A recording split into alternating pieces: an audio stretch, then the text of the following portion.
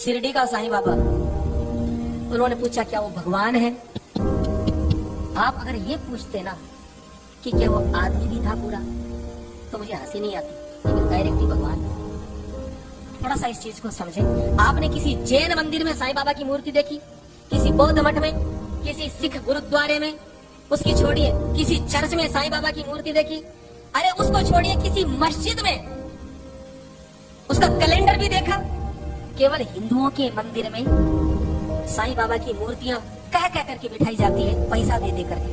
अब ये बीमारी क्या? अब जरा थोड़ा समझे। साईं बाबा कौन था? सरासर झूठा प्रचार। और मैं जो आपको बात बता रहा हूँ बिल्कुल प्रमाणिक, जो साईं बाबा ने खुद ने लिखवाई। उनका चेला था गोविंद रघुनाथ राव दाभोलकर, जिसको वो हेमा पंडित बोलते थे। वो सेवा में रहता था, पढ़ा लिखा था। उसको कह करके बाबा ने अपनी जीवनी लिखवाई, पूरी पुस्तक लिखवाई, जिसका नाम है साईं सच्चरित्र, जिसको शिरडी साईं संस्थान ने प्रकाशित किया। उसमें बिल्कुल जो बातें मैं आपको बता देता हूँ, अपनी ओर से मैं कुछ नहीं बताऊंगा, बिल्कुल प्रमाणिक। साईं बाबा भगवान था कि नहीं, आपको समझ में आ जाएगा। ये आदमी अफगानिस्तान का पिंडारी मुसलमान था। इसके बाप का नाम था मियां बरहुद्दीन। ये अफगानिस्तान से आए थे। 1838 में साईं बाबा का जन्म हुआ। कहाँ हुआ? अहमदनगर की एक वेश्या, उसके पास में इसका बाप मियां बरहुद्दीन जो था, वो डकैतों का ग्रुप चलाता था हिंदुस्तान में, लुटेरों का। तो अहमदनगर की एक वेश्या के पास रहने लग गया। उससे 2 संतानें हुई, एक लड़की और एक लड़का। लड़के का नाम रखा चांद मियां, और यही व्यक्ति इसको साईं बाबा अब बोलते हैं। जब ये थोड़ा सा बड़ा हुआ तो चोली फैलाने का काम, फेरी लगाने का काम इसको सौंपा। 6 साल की उम्र से 12 साल की उम्र तक इसने चोली घुमाई और रेकी करता था कि कौन से घर को लूटना है। कभी आप देखते हो चक्कर घुमाते हुए, ये काम इनके पास था। 12 साल की उम्र में साईं बाबा पकड़ा गया अंग्रेजों की जेल में। 8 साल तक डकैतों के ग्रुप के साथ ये पकड़ा गया था, और 8 साल तक अंग्रेजों की कैद में रहा। इसका बाप भाग गया था। फिर इसके बाप ने अंग्रेजों से समझौता करके छुड़वाया। तो अंग्रेजों ने कहा कि तुम हमारे लिए काम करो, हम तुम्हारे लिए करेंगे, तुम्हारे लड़के को छोड़ देंगे। क्या काम है? बोले कि झांसी की रानी लक्ष्मीबाई को हमें जीतना है। इसके बाप ने हाँ करी।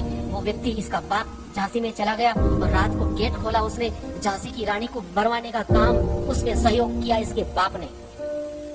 18 साल की उम्र में अंग्रेजों से समझौता हुआ साईं का, तो साईं को भेजा, पूना में भेजा गया।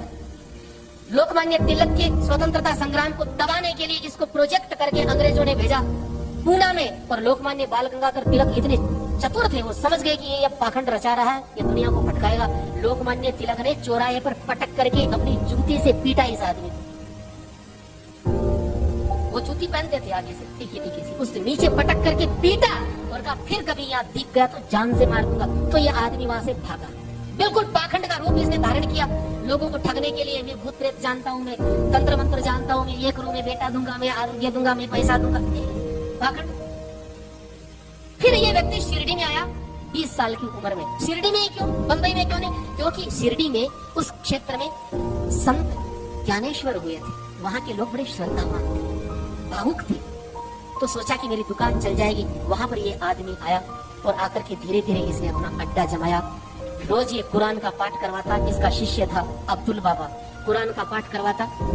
अपने हाथों से बकरा काट करके, अपने हाथों से बकरा काट करके चावल में मिला करके प्रसाद बांटता। कोई नहीं लेता तो गंदी गंदी गालियां देता। एक बार तो ऐसा हुआ, काका साहेब दीक्षित एकादशी के दिन उनसे बोला कि बकरा लाओ। उन्होंने कहा मैं तो ब्राह्मण हूँ, तो गालियां दी।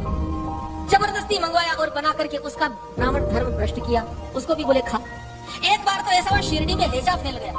तो वहाँ के पंचों ने कहा कि ऐसा करो कि कोई जीव हिंसा मत करना, ताकि हैजा कंट्रोल में आ जाए।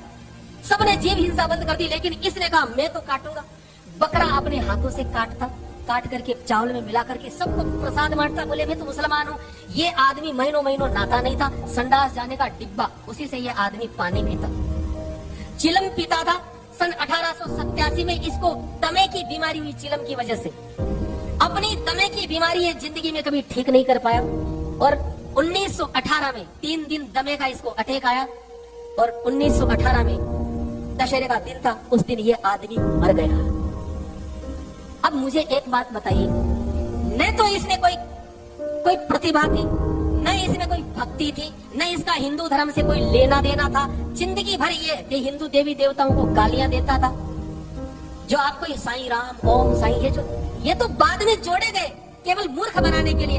1957 तक इसकी जो कब्र थी जहां आज मंदिर बना हुआ है, यहाँ केवल मजार थी इसकी। यहाँ पर अब्दुल बाबा इसका मजार का पैसा लेता था, लेकिन वो मर गया।